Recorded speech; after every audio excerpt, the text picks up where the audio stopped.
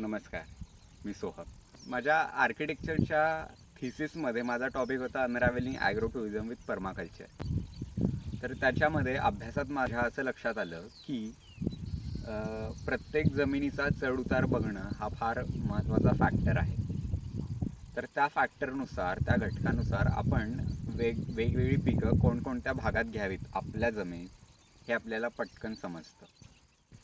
त्याचनुसार मी जेव्हा माझ्या शेताचा अभ्यास केला तेव्हा असं लक्षात आलं की आमची जी जमीन आहे इकडे वरती माझ्या पाठीमागे बघू शकता, तर त्याचा सगळा उतार हा असा इथे येतो आणि जे काही पावसाचं पाणी असतं ते साधारण या एवढ्या परिसरात साचतं.